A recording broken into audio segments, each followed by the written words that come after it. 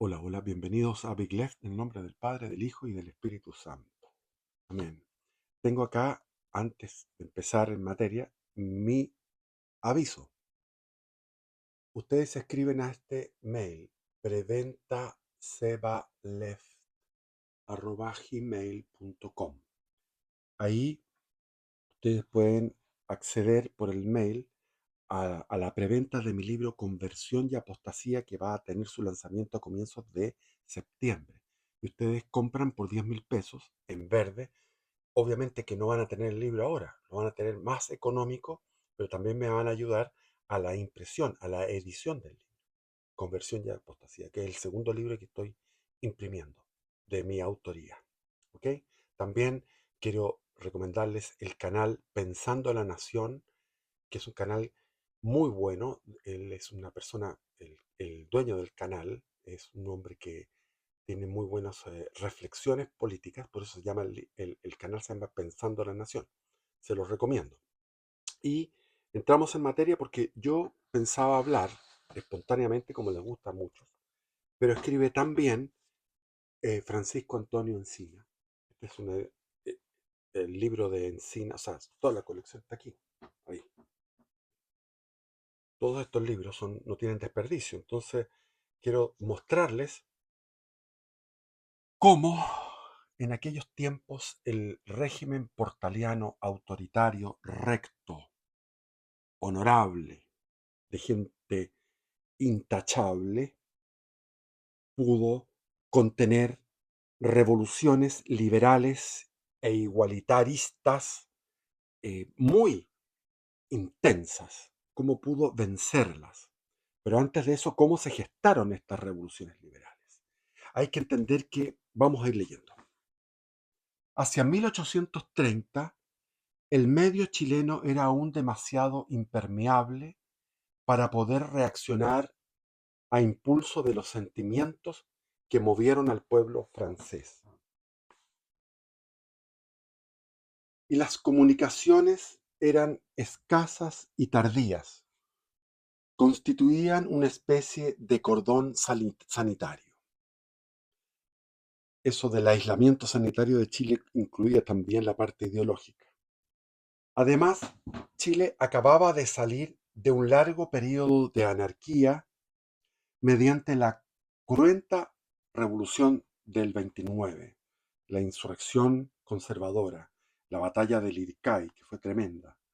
Los elementos disolventes revolucionarios estaban momentáneamente aplastados por la áspera mano de Portales, y las fuerzas sociales se habían encauzado hacia la portada de un gran período creador basado en el orden.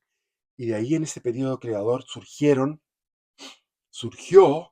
y surgieron muchas mentes capitaneadas por el número uno, que era Andrés Bello, pero muchas mentes eh, intelectuales. Hubo un florecimiento intelectual, pero como en todo en este mundo, cuando hay grandes intelectuales, también vienen los medianos intelectuales. Y los medianos intelectuales tienen propensión a ser revolucionarios. Porque lo mismo que en la fe, una persona que tiene poco conocimiento, que es muy, muy ignorante, tiene fe. Una persona que tiene medianos conocimientos es una persona, ¿cómo se dice? Hay una palabra que dice pedante, es un pedante que se cree, un ciútico, un cursi, un pedante, y como tiene medianos conocimientos, no cree en Dios. Pero la persona que tiene muchísimo conocimiento tiene fe en Dios, porque ese acervo impresionante de conocimientos le hace tener fe. Lo mismo con respecto a la parte política. En Chile, ese 30% que hay actualmente de gente que es de izquierda tiene un mediano conocimiento, por lo tanto se creen poseedores de la verdad, pero les falta avanzar muchísimo para poder llegar a negar aquello que ellos creen.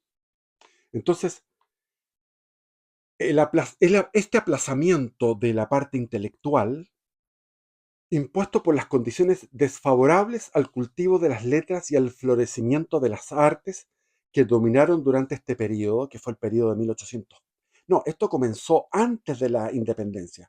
Con la expulsión de los jesuitas vino un apagón cultural, porque los jesuitas eran la locomotora eh, cultural.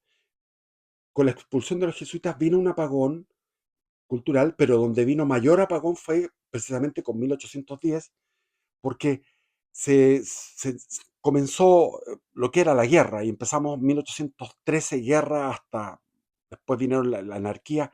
Lo que sí se produjo fue una efervescencia de ideologías liberales, pero muchos, todavía no había una fascinación eh, fantasiosa con respecto a la Revolución Francesa, a los acontecimientos que sucedieron en Francia. Entonces, eh, hay muchos profesores y hay muchos textos que enseñan en la enseñanza media de que la Revolución Francesa y la Revolución Norteamericana inspiraron la independencia a los independentistas chilenos y no es efectivo.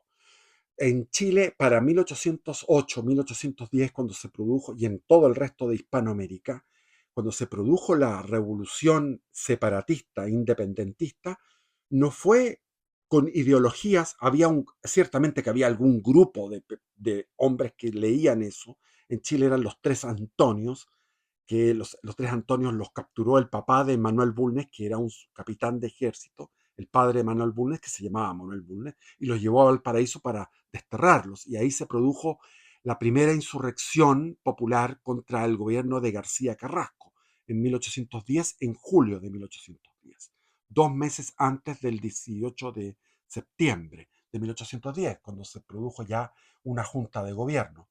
Pero todo eso básicamente era un movimiento de los criollos que tenían un respeto por el rey. Había mucho realista todavía sincero en el área moderada, que era la mayoría, un 60% de la población era moderada, no tenía idea de lo que estaban hablando, el pueblo sobre todo. Entonces no había una fascinación o una exaltación de la revolución tanto americana como francesa. Muy por el contrario, en aquellos tiempos en Hispanoamérica había un rechazo de eso como que era algo malo, era algo turbulento y era verdad.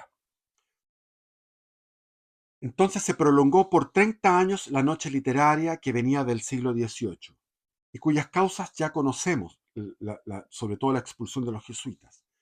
Pues los cambios y las vicisitudes del periodo revolucionario fueron tan adversos a un florecimiento literario, como si fueron benéficos en el desarrollo de una conciencia, producto por la misma guerra y la misma proceso de secesión, produce una conciencia que no era intelectual precisamente.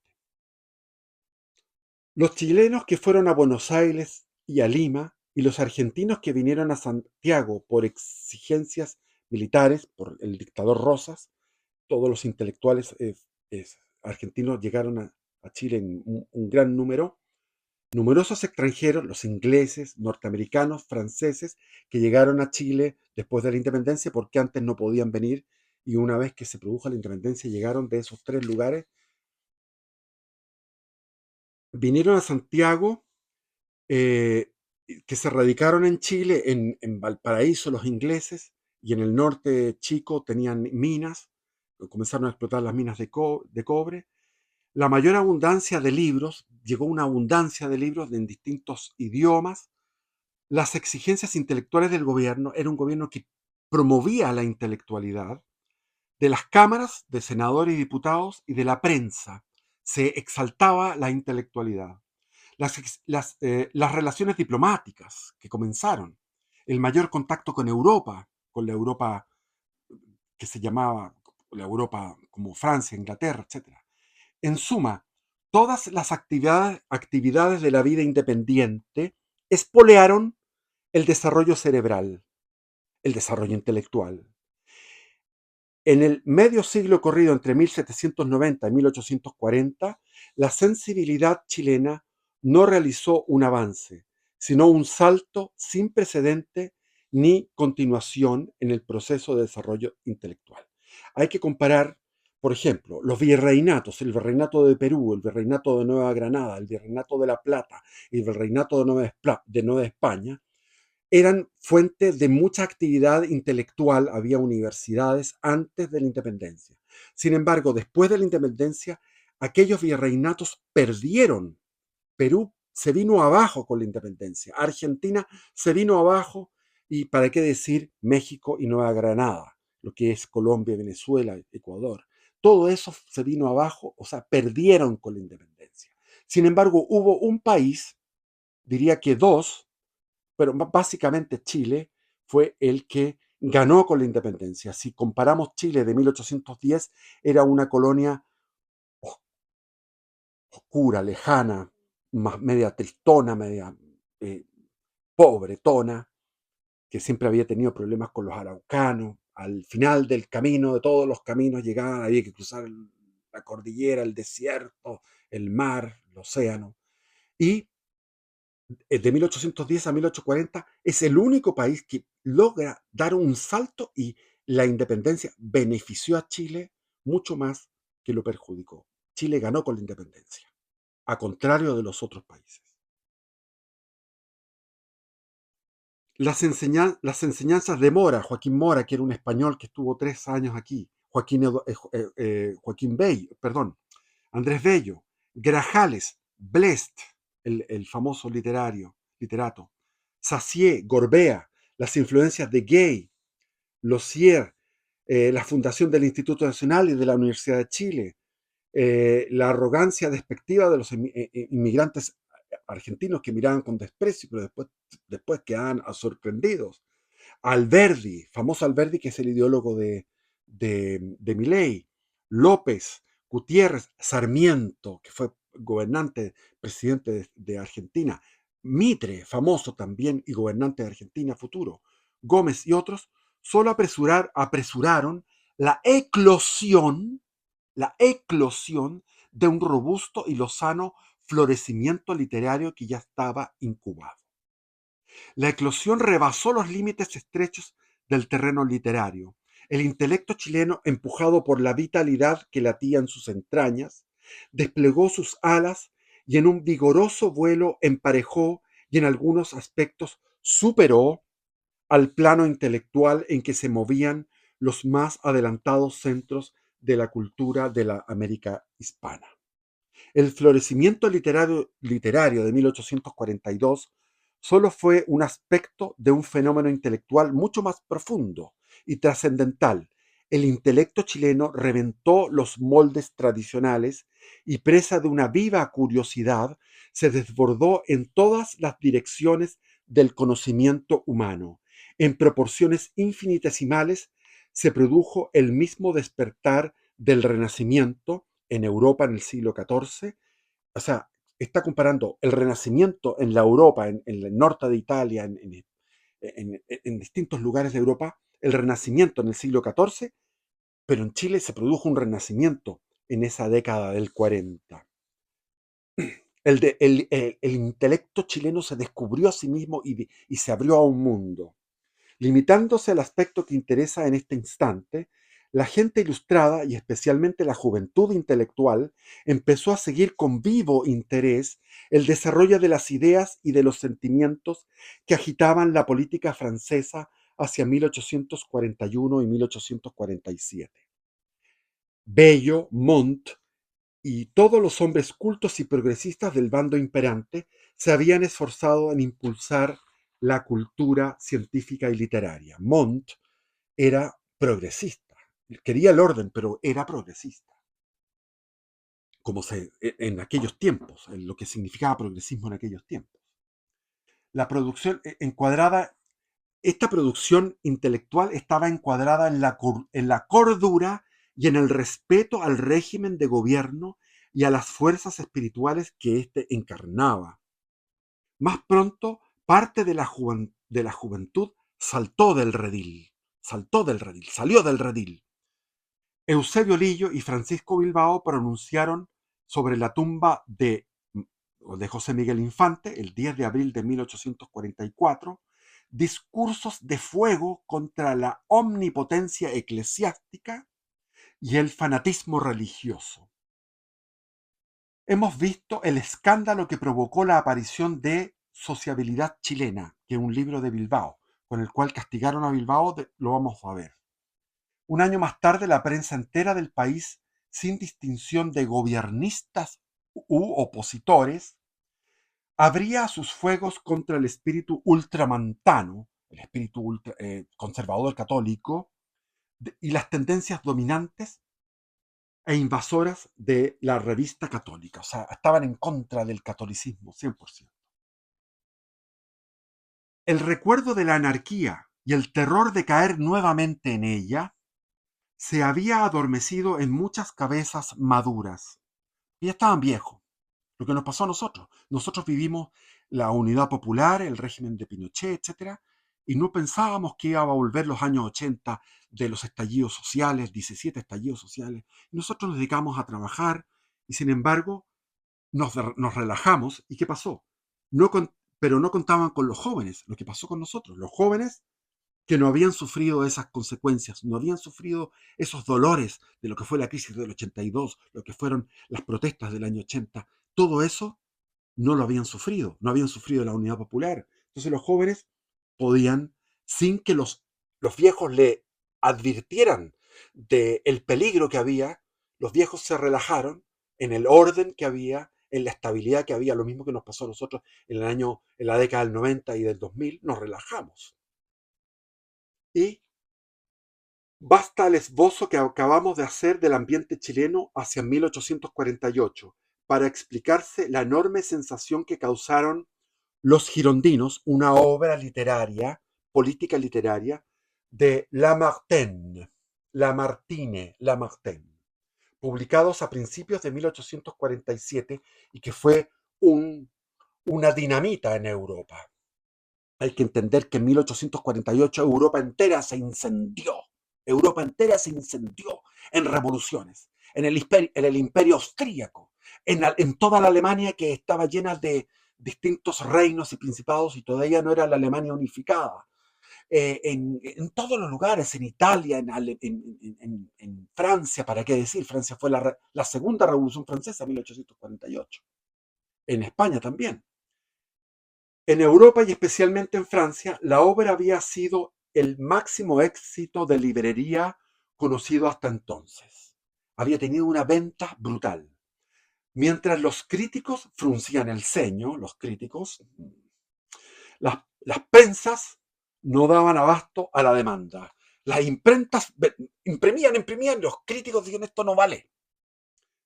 Me suena a Baradit. Contestando a Lamartine, se le pedía explicar el éxito inesperado de su obra. Alejandro Dumas le escribía: es que habéis elevado la historia al nivel de la novela.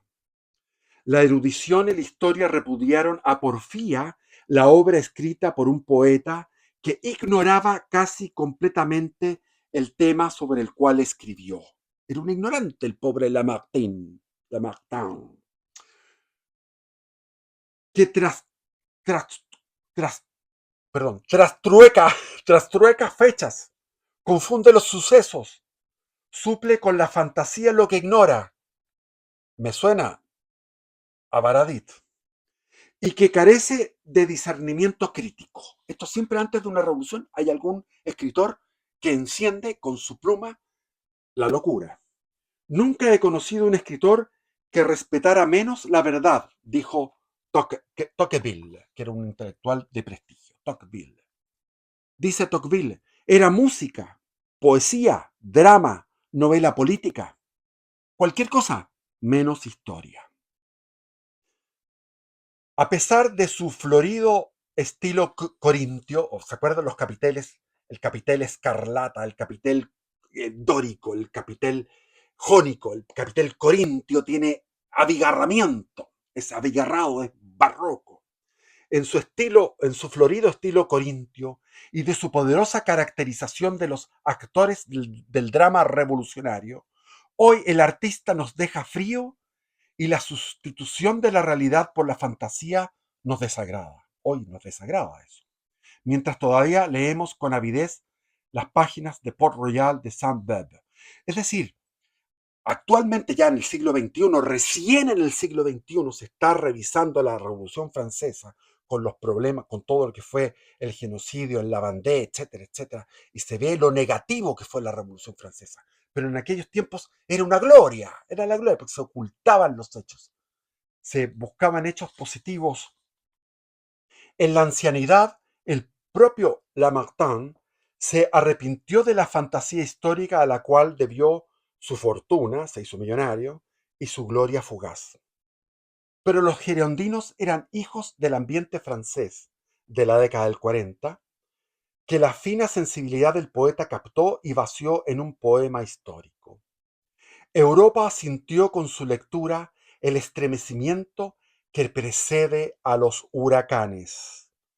Y el trono de Luis Felipe, el rey español, perdón, el rey francés Luis Felipe de Borbón, que al decir de los historiadores surgió en alas de la historia porque fue un... Hay que meterse en esa historia, no es el tema ahora, cayó derribado por la misma historia. En Chile, la sensación que causó la obra Los Girondinos de Lamartine fue enorme. Fue una sensación sin precedentes que hasta hoy no ha sido sobrepasada. El primer ejemplar que llegó a Valparaíso se vendió en 6 onzas, muy caro. La obra siguió llegando a todos los idiomas, en todos los idiomas, a medida que las prensas, los imprentos, forzaba al máximo, la imprenta forzaba al máximo para el negocio, permitían sustraer algunos cientos de ejemplares a la incansable demanda de los chilenos. La leyeron los ancianos y jóvenes, hombres y mujeres, en 2 palabras, todo el que era capaz de leer algo. No recordamos ningún hombre culto de la generación del 40 que no hubiera leído Los Girondinos. Y casi todos retenían de memoria sus frases célebres. En 1890, aún en las provincias se les leía con avidez, porque las provincias son más lentas. Yo me acuerdo cuando era joven, en el barrio alto, llegó, por ejemplo, la moda de los hippies y la recibimos casi al instante de lo que pasaba en Estados Unidos. En Chile había una moda hippie en la clase alta. Después pasaron 20 años y llegó a las clases bajas y me encontraba en pueblos de campesinos que estaban en la moda de los hippies en los años 80. Cuando llegaron a Chile las primeras noticias de las consecuencias de los girondinos y la Revolución de Febrero de 1848, que como decía, no me acuerdo quién decía, cuando Francia estornuda, Europa se resfría, y se resfrió toda Europa, fue una revolución general. E incluso hasta en Rusia creo que. Bueno, pero el ejército ruso pudo aplacar la insurrección de los austríacos, o sea, el emperador austríaco tuvo que pedir ayuda al zar de Rusia para poder aplacar la insurrección en Austria. La caída de la monarquía francesa, el estallido del socialismo, de los socialistas utópicos, los admiradores de la obra se partieron en 2 grupos que formaban opuestas direcciones. Los hombres de peso se apresuraron a archivar su admiración. Dijeron, está bueno, lo archivo. Y a ocultar el libro. Esta cuestión hasta ahí nomás.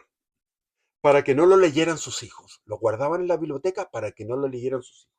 En cambio, la parte más ardorosa de la juventud y de los intelectuales se inflamó en una ansia imprecisa de cambios políticos y sociales. Era una ansia imprecisa. Era la revolución por la revolución. No sabían cuál era el modelo que iban a instaurar.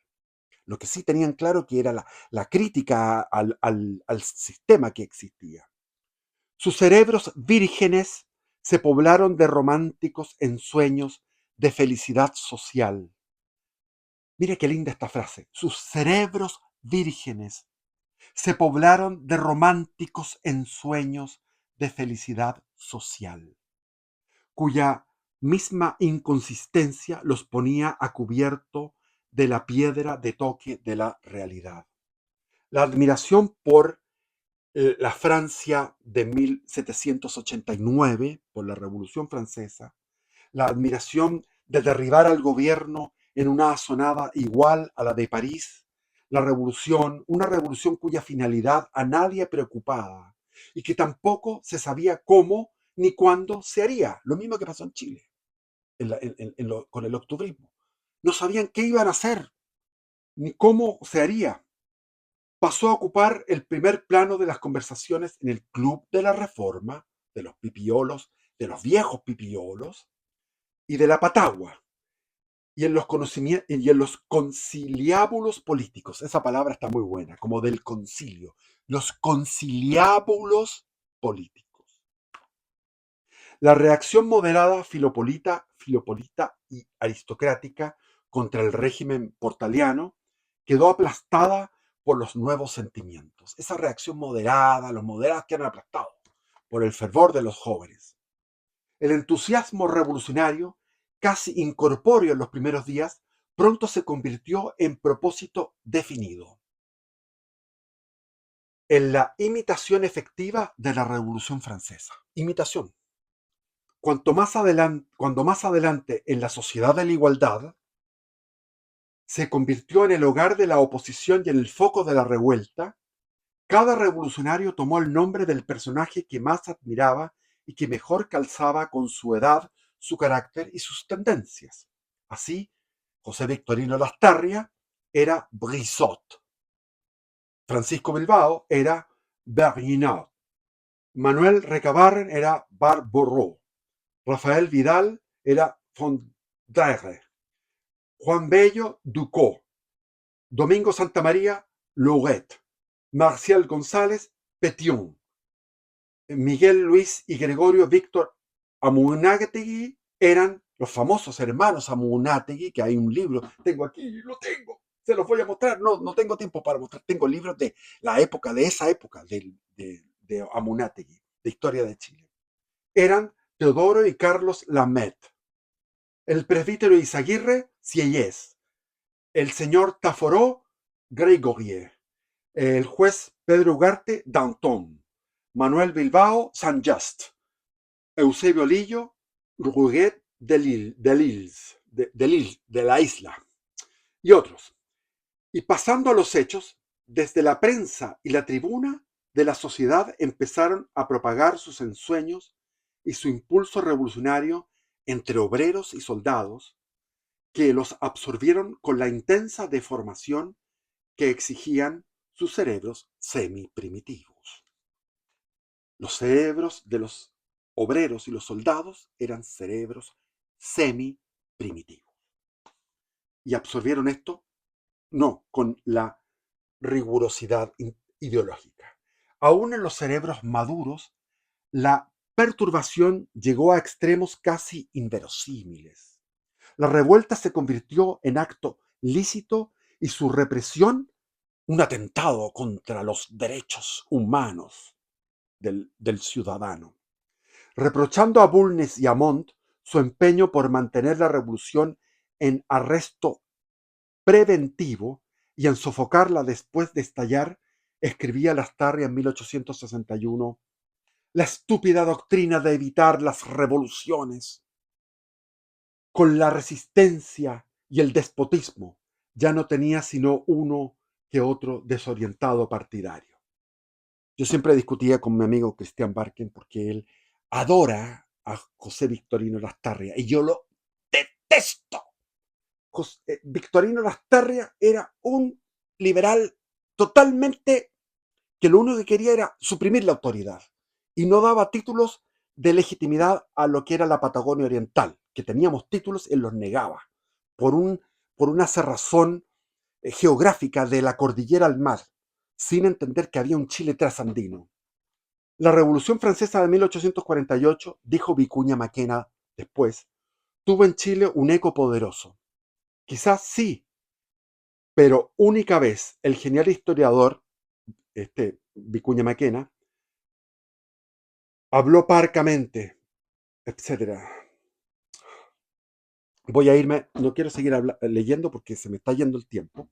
Quiero ir a la biografía de Santiago Arcos, de este frente amplista de la época.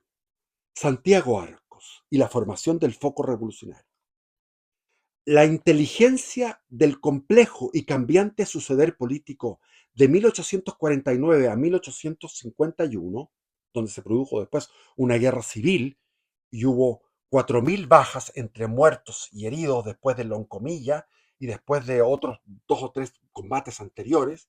Es decir, estos estaban sembrando muerte y destrucción en los campos de batalla. Hubo una guerra civil en 1851 que voy a tratar en los otros videos que voy a seguir.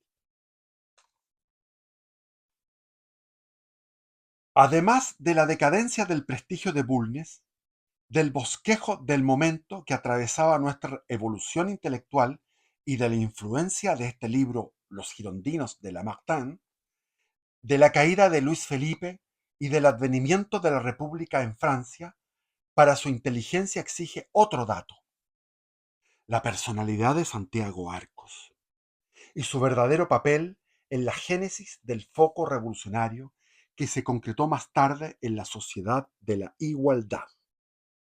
Santiago Arcos nació en Santiago, Chile, en 1822 y murió en París como buen izquierdista, en septiembre del 74, de 1874. Era hijo de Antonio Arcos, militar español que abrazó la causa de la revolución y llegó a Chile en el ejército de los Andes junto a San Martín y O'Higgins.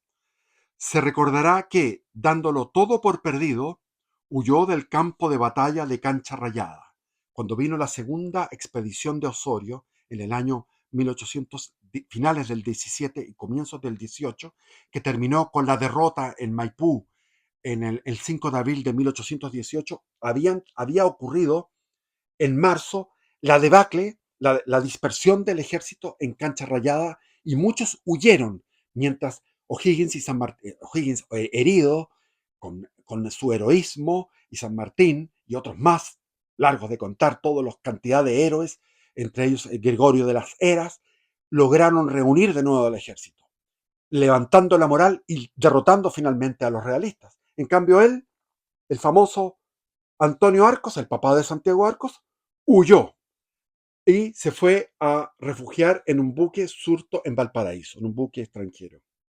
Hemos visto también que el especulador de alto vuelo que había en el fondo de Arcos, el del papá, se despertó en el contacto con las empresas de Corso.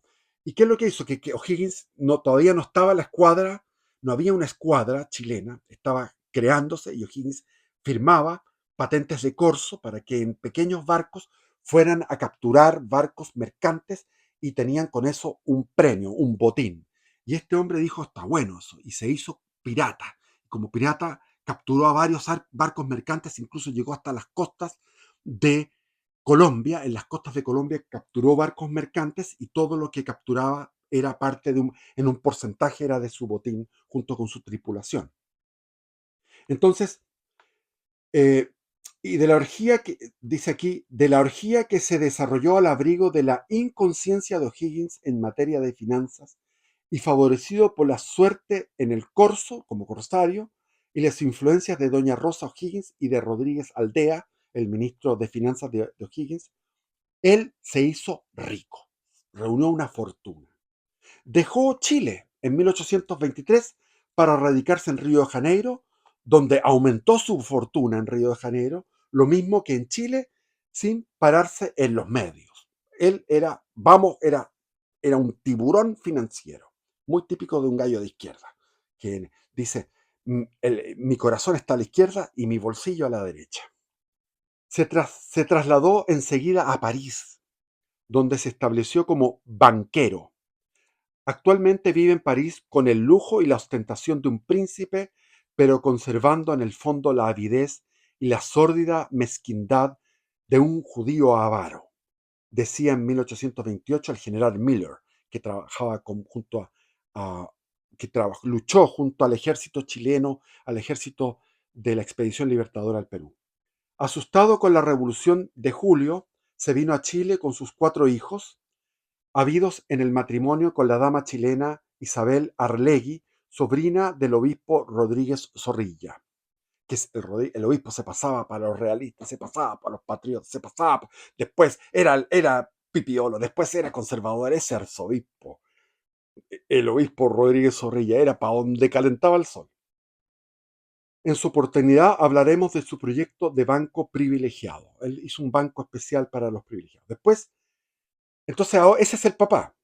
Aunque Antonio Arcos había puesto gran empeño en educar a sus 4 hijos dentro del ideal de la vida que él mismo había perseguido, o sea, aves de presa en materia de negocios, revestidas de los brillantes plumajes del lujo ostentoso y del parecer social, Santiago, su hijo, influido por el ambiente revolucionario francés, parisino, que precedió el estallido de 1848, se hizo un lector asiduo de Saint-Simon, Owen, Fourier, sin temperamento ni vocación de apóstol, aguijoneado por una sed patológica de emociones nuevas, se convirtió en un revolucionario teórico.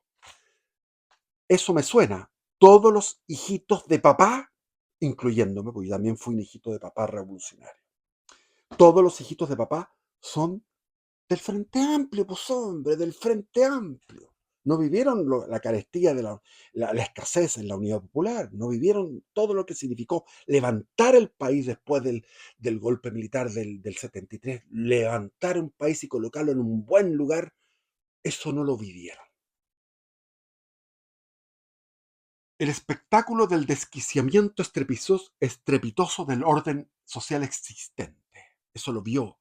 Entonces lo trajo la revolución de París, de Francia a Chile. Le atraía, espérense, paladeaba, saboreaba sádicamente la sensación de espanto que producían sus doctrinas sociales en un medio tradicionalista, tranquilo, pacato, religioso, como el chileno, católico, ultramontano.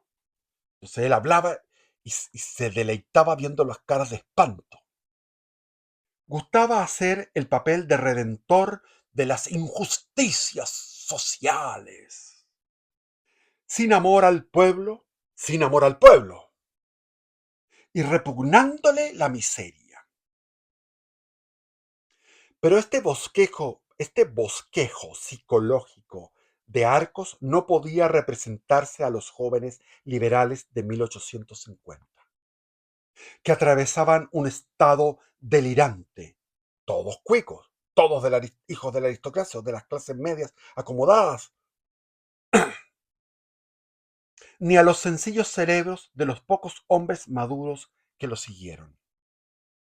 El propio Vicuña Maquena, quien nunca se entregó totalmente a Arcos y que desconfiaba de su sinceridad, años más tarde, aunque con dudas, le concedía un poder de sugestión que no se nos representa a través de los documentos.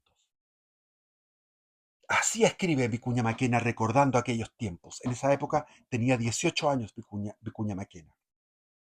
Dice, naturaleza volcánica, pero incompleta y sin equilibrio. Santiago Arcos tenía un trozo de fósforo incrustado en las paredes de su cerebro. Tenía trocitos de fósforos incrustados en las paredes de su cerebro.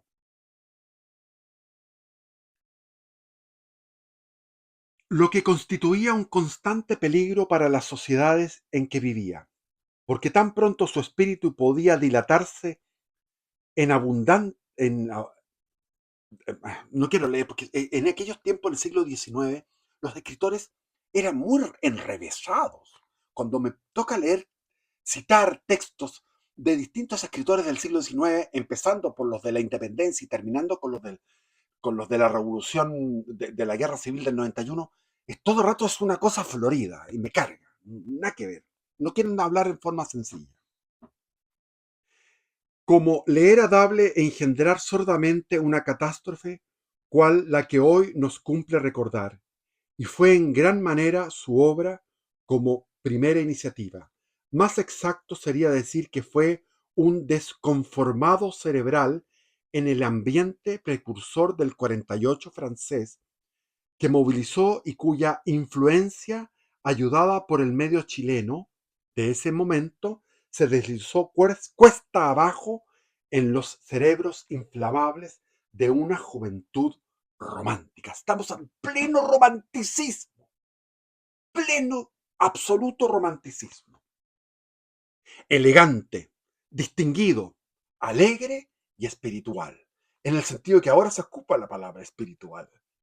Ahora espiritual es como ser New Age, pero aquí se ocupa esa palabra, espiritual, no espiritual sujeto a la voluntad divina. Fue durante algunos meses el león de la alta sociedad santiaguina, pero pronto sus doctrinas sociales y su irreligiosidad le cerraron las puertas de los hogares profundamente religiosos y timoratos, como eran los de Santiago a mediados del siglo XIX. Su imaginación inquieta, su carácter movedizo y la antipatía del medio lo empujaron a saciar su sed de emociones en la exploración de tierras ignotas y quiso agregarse a Benjamín Muñoz Gamero, famoso mártir.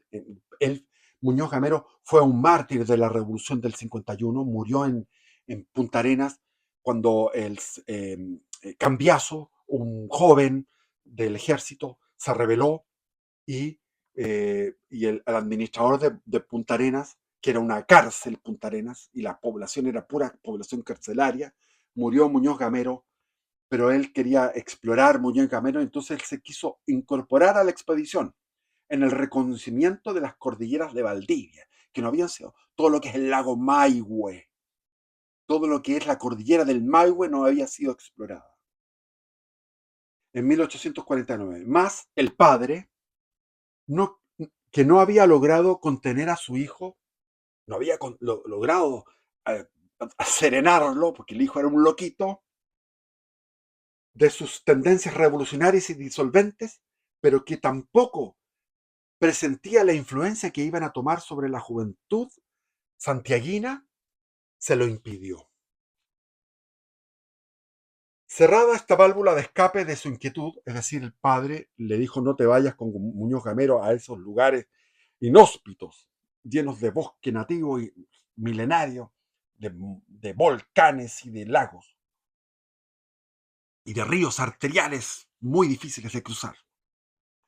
El río Blanco, que desemboca del Maihue al río Ranco. Cerrada esta válvula de escape, a la vez fisiológica y psíquica, Santiago Arcos, que quería ir a explorar esos lugares, se dedicó a catequizar. El catecismo, catecúmeno, catequizar viene de resonancia, o sea, que resonaran en el espíritu, en el alma, en el corazón, las palabras. A catequizar a la juventud opositora, a desviarla de la oposición legal, infecunda de esa época, hacia la revolución y el terreno político al económico social, sin importarle un bledo las candidaturas presidenciales. Los revolucionarios no estaban en la lucha de quién va a ganar en las elecciones presidenciales.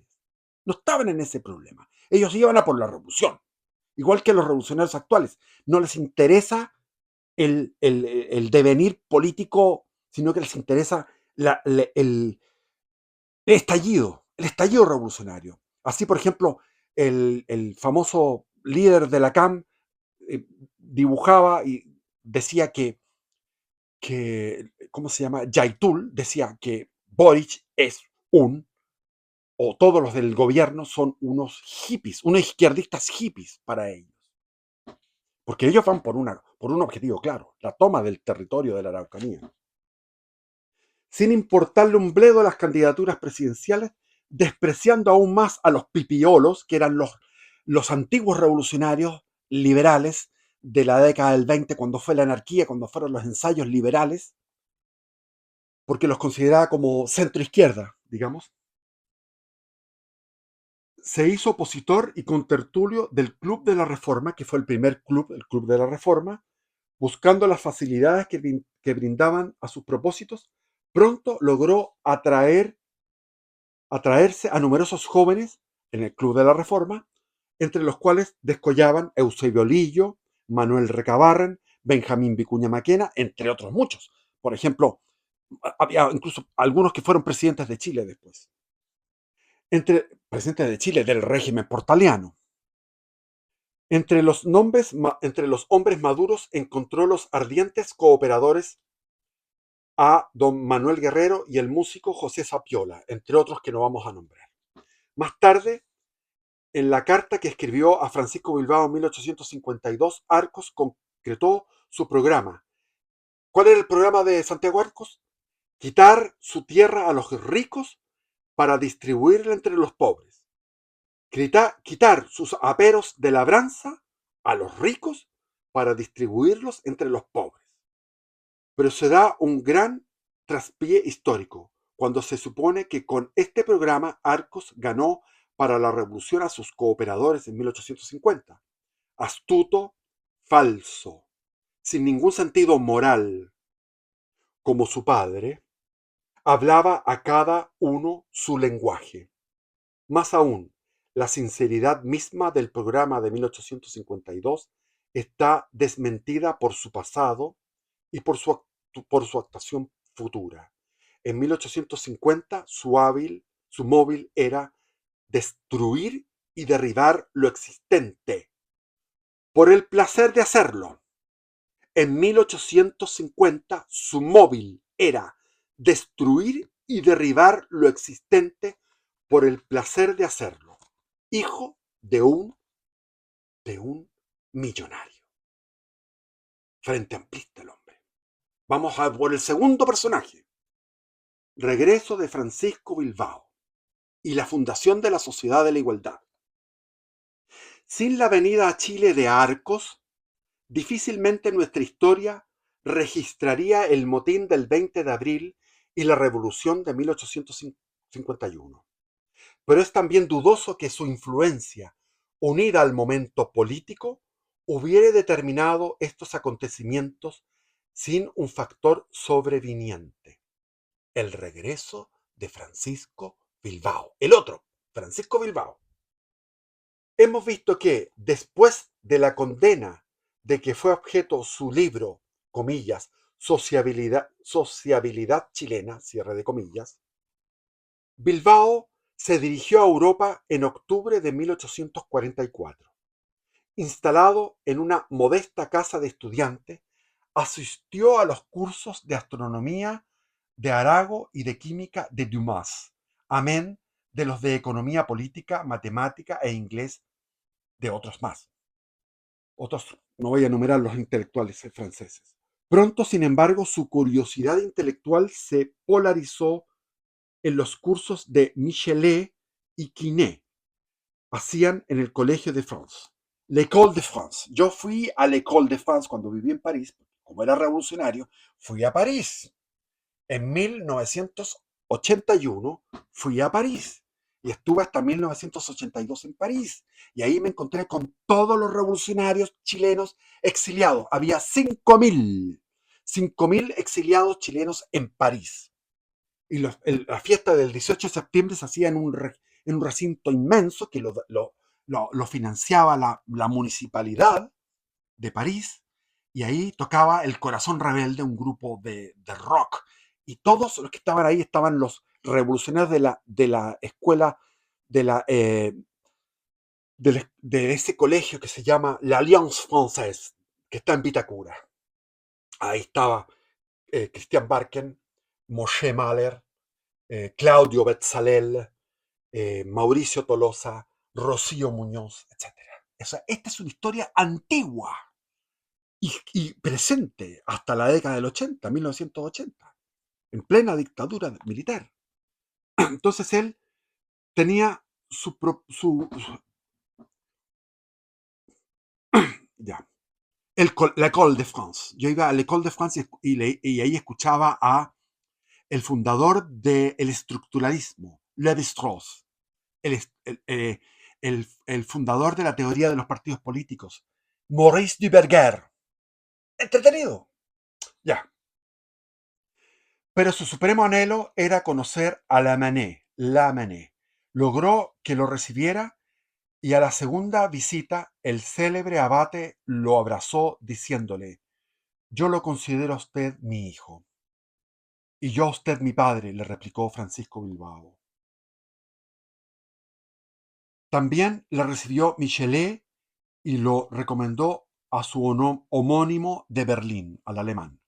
El joven estudiante, a los ojos de los maestros, encarnaba el eco de sus postulados y doctrinas en América. Sin embargo, fue con Quinet con quien llegó a una estrecha intimidad. Su casa era un verdadero hogar espiritual y se batió a su lado el 23 de junio hasta que después de morir 15.000 personas, hombres, en las barricadas en París, se proclamó el triunfo de la convención, de la nueva convención de la Revolución Francesa de 1848. O sea, él vio morir a 15.000 personas por la revolución. Por eso no le importaban las pérdidas humanas. La situación financiera de Bilbao en París era muy difícil y después del 48 se hizo imposible. Su familia, aunque pipiola y enemiga acérrima del gobierno portaliano, solicitó su repatriación. Mas el ministro del Interior, José Joaquín Pérez, que después fue presidente, creyendo arrojar un barril de aceite a las oscurecidas olas de la oposición, que reventaban sobre su cabeza y sus costillas, fue más lejos y lo nombró oficial de la Oficina de Estadística de Santiago. O sea, lo premió al huevón. O sea, José Joaquín Pérez, del gobierno portaliano de Bulnes, primer ministro del Interior, lo premió con, con el puesto de primer oficial de la Oficina de Estadística de Santiago, un puesto burocrático, y lo autorizó para que permaneciera algún tiempo en Francia a fin de que estudiara la organización del servicio de estadística en ese país. Y ordenó adelantarle un año de su sueldo. Le mandó un año de sueldo adelantado, sin que hubiera trabajado ni un peso ni un día en Chile. Entonces, ¿qué hizo Bilbao? Se embolsicó la plata, no estudió el sistema de estadística en Francia y se regresó a Chile. Bilbao, que solo deseaba sembrar vientos de libertad y agitar al pueblo y predicar la revolución contra los tradicionalistas en su patria, apenas recibió el dinero, se embarcó el 1 de febrero de 1850 y llegaba a Valparaíso después de una ausencia de más de 5 años. Manuel Antonio Tocornal decía, a raíz de Loncomilla y de sus 4.000 bajas, la batalla de Loncomilla, de la guerra civil del 51, estamos hablando del 1 de febrero de 1850. Mahoma, el sobrenombre que tenía José Joaquín Pérez, trajo a Chile a Lamennais. Bilbao había exteriorizado desde la niñez un desequilibrio entre su poder cerebral y el vuelo de sus curiosidades científicas, entre sus exuberancias sentimentales y sus ensueños místicos y la extrema debilidad del pensamiento lógico. Tenía una extrema debilidad con el pensamiento lógico. Para darse cuenta de estas últimas frases, es necesario tener en cuenta que tanto Bilbao como Quinet esperaban en esa fecha la realización de la sociedad ideal con que soñaban. O sea, ellos pensaban que la utopía llegaba, joder, llegaba la utopía. Y eso venía en la joven América. Y especialmente del pueblo araucano, que encerraba latentes todas las posibilidades de perfectibilidad humana. O sea, había una idealización del pueblo araucano como donde estaban todas las perfecciones humanas. Bilbao no fue un escritor muy elegante y solo por ironía se le puede medir con el cartabón de pensador, con ironía, de filósofo y de científico. Fue sencillamente un iluminado, un apóstol de los ensueños de igualdad y fraternidad social de Lamennais, Quinet y Michelet, tan rico en sentimientos como modesto en intelecto. Rico en sentimientos, pero modesto en intelecto. En su mismo apostolado, Francisco Bilbao jamás descendió de las alturas a la tierra. Vivía en las nubes. Creía en el pueblo y no visitaba jamás sus chozas. Predicaba en el club de la fraternidad universal y no conocía ni el nombre de las calles y los barrios miserables de Santiago, en que esa palabra es solo un sarcasmo. Para los pobres era una risa. Recomendaba a la juventud frecuentar los hospitales para avesar desde temprano el alma al dolor y a la muerte. Para avesar con Z, B corta, para avesar desde temprano el alma al dolor y a la muerte. Y no sabía si los hospitales de Santiago estaban en Huangualí o en Belén, lugares antiguos, como era Chuchunco. Chuchunco está de la de la estación central, más allá, donde está el terminal de buses, Alameda, ahí estaba Chuchunco. Eran lugares antiguos.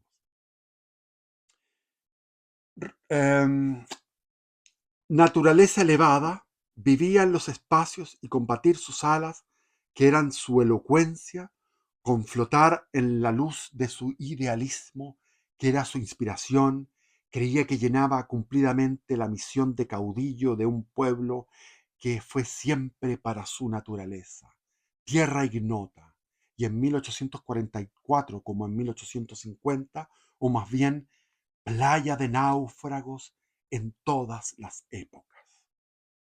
En cambio, fue orador de mítines. Su temperamento casi británico y su carácter seco y reservado se transfiguraban en frente de las multitudes. La sangre afluía a sus mejillas pálidas, sus facciones delicadas tomaban relieve y de sus labios finos partían los acentos de una voz poderosa y de una admirablemente timbrada. Tenía un timbre de voz, una voz poderosa y admirablemente timbrada. Su vestimenta exótica, su larga cabellera ondulada y sus ojos azules, iluminados por el delirio, solo eran la envoltura material de un efluvio místico que, partiendo del corazón, se adentraba en el auditorio y anulaba pasajeramente las sugestiones del egoísmo, del sentido común y hasta del instinto de conservación. Es decir, era capaz de, mediante su oratoria encendida y mística, de anular en el auditorio el egoísmo, el sentido común y hasta el instinto de conservación.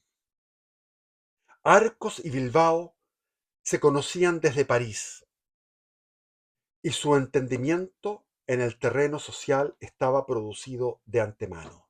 Muchos se conocieron en París en mi época. Cuando vivía en París, muchos se conocían en París. Y muchos conocieron a Altamirano, que vivía exiliado en París y les contaba sus anécdotas, que terminó escondido y se fue. Y cuando aleonó a la gente, decía que Chile merecía 1 millón de muertos y que se convertiría en un Vietnam. Carlos Altamirano, apenas se produjeron los primeros balazos del 11 de septiembre del 73, se fue a París. Así también sucedió con Francisco Bilbao. Apenas comenzó la revuelta, se disfrazó de mujer en San Felipe, en la insurrección del 7 de noviembre de 1850, la insurrección pipiola igualitarista de Aconcagua, de San Felipe. Ese 7 de noviembre él se escondió disfrazado de mujer. Resolvieron ambos, Arcos y Bilbao, fundar un club o centro de propaganda cuyo fin era derribar la organización social injusta de Chile, que les representaba como un monstruo. Era un monstruo de atraso y de injusticia, establecida en favor de un corto número de poderosos, sobre la base de la más inicua expropiación, expoliación de las clases desvalidas. Para esto era necesario crear gradualmente una serie de clubes destinados a despertar al pueblo de su sopor y prepararlo para la revolución social que debía derribar el orden de cosas existentes, dándole conciencia de sus derechos, de la injusticia de que era víctima. Arcos se inclinaba hacia el comunismo más que Bilbao, pero a ninguno de los dos le preocupaba la nueva organización social que debía reemplazar a la destruida. No se preocupaban de lo que venía. Para ellos, la revolución era una cosa vaga. Extraños al país y a sus modalidades, difícilmente habrían logrado entrar en contacto con los artesanos como escala para descender hasta el pueblo obrero y campesino. Si sin la el entusiasta concurso de Eusebio Lillo, de Manuel Recabarren, a la sazón jóvenes de 23 años.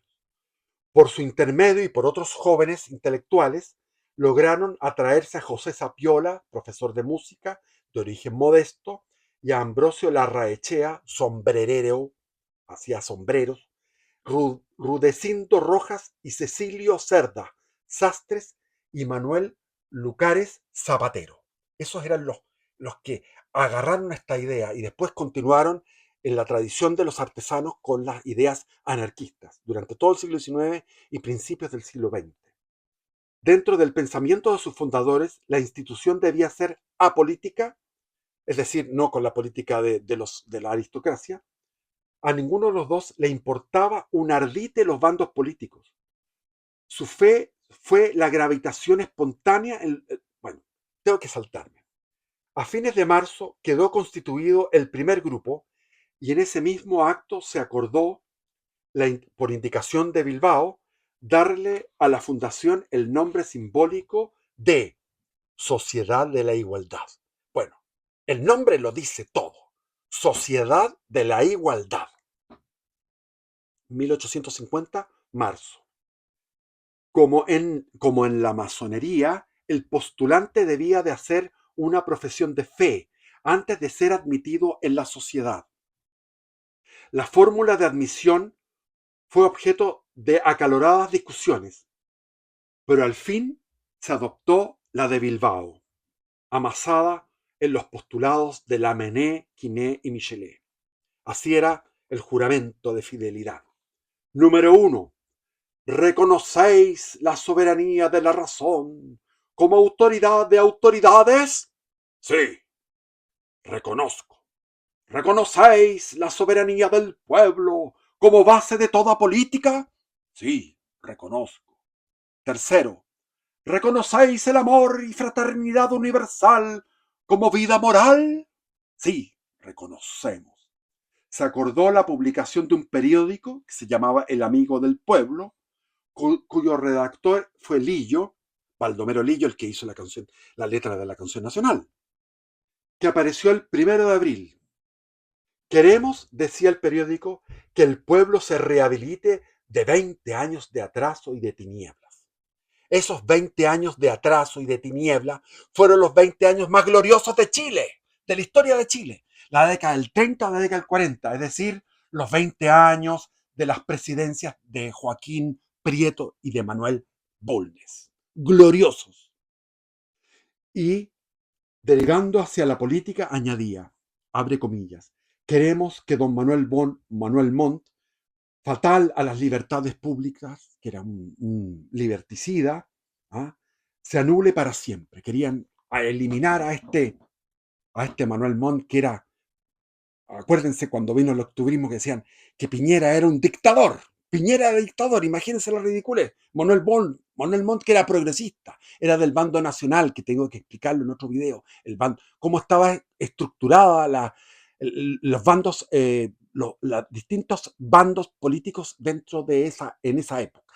Estaban los nacionales, los conservadores, los liberales, etc. Pero hay que establecer que los nacionales eran progresistas, tanto que Manuel Montt fue el que trajo a los alemanes al sur, y los alemanes eran protestantes, por lo tanto estaba fallando a la Constitución. La Constitución decía que el único culto que existía era el culto católico y trajo a luteranos. Era progresista Manuel Montt y lo ponen aquí como lo máximo, como el Drácula. Manuel Montt era el Drácula. El directorio quedó compuesto por Eusebio Lillo, presidente, Manuel Guerrero y José Sapiola, secretarios, Santiago Arcos y Francisco Bilbao, Ambrosio Larraechea, Francisco Prado Aldunate, Rudecindo Rojas y Rafael Vial, directores. Se acordó celebrar sesiones cada 15 días y proceder inmediatamente a organizar a los socios en grupos de 24 hombres cada uno, y se establecieron otros grupos en distintas ciudades de provincia. Mientras los directores elaboraban proyectos de escuelas gratuitas, baños públicos, bancos para obreros, montes de piedad, etcétera, expropiación de fondos, la tierra para el que la trabaja, los socios iniciaban con escaso éxito clases de inglés, economía política, música, aritmética, etcétera, para los obreros, con escaso éxito. En abril el número de afiliados era 200. Hasta aquí llego, por el tiempo, porque esto sigue. Entonces, ellos generaron un núcleo de propaganda. Esta sociedad de la igualdad se esparció y la extrema izquierda de aquella época, fue un frente amplio que, como ellos, como Santiago Arcos y Francisco Bilbao, eran muy cuicos, eran muy aristócratas, ellos no sabían cómo llegar al pueblo, lo hicieron a través de estos jóvenes como Eusebio Lillo, el mismo Benjamín Vicuña Maquena, que llegaron a los artesanos, y los artesanos iniciaron una tradición larga en Chile. Los artesanos siempre fueron después anarquistas, comunistas y anarquistas. De ahí viene después toda la tradición insurreccional, de huelgas, de sindicalismo de comienzos del siglo XX, etcétera. Pero no nos vamos a ir del tema. El tema es que ellos fueron el motor que impulsó la revuelta del 7 de noviembre de 1850, el mismo año. Fue tan fervorosa tuvo tanto acogida en la juventud y fue tan fervoroso todo esto, tan entusiasta, que se produjo un movimiento revolucionario en Aconcagua, en San Felipe, que fue reprimido por el gobierno de Manuel Bulnes, todavía en ejercicio, y decretó 60 días de estado de sitio. Y tomó a los cabecillas, y los cabecillas dijo: ¿tú para dónde querés irte? Los mandó a unos a Lima, otros a Valdivia, otros a Castro, en Chiloé. Los relegó como lo hacía el general Pinochet, los relegados los mandaba a pueblos pequeños, en lugares donde llovía mucho y donde no había ninguna posibilidad de esparcir toda esta furia revolucionaria. Y sin embargo, a pesar de todo lo que fue la represión de Bulnes, se produjo la revolución, el motín de Urriola, que era un revolucionario que había participado en todos los motines, era un profesional de los motines, y murió ahí Urriola, del 20 de abril de 1851. O sea, fue sofocada la insurrección del 7 de noviembre del 50, y en el 51, el 20 de abril, se estalla otra revolución tremenda. Y esa revolución es aplacada en Santiago, pero en Concepción y en La Serena surgen movimientos revolucionarios pipiolos e igualitaristas, comandados precisamente por un conservador, por el general eh, José María de la Cruz. Pero bueno, ese es otro tema que vamos a entrar en el próximo video, a relatar todo esto, porque aquí vamos a tener nuestro héroe, Manuel Baquedano, luchando en Loncomilla contra su padre y contra su hermano, en la batalla de Loncomilla. Eso es, bendiciones, viva Cristo Rey.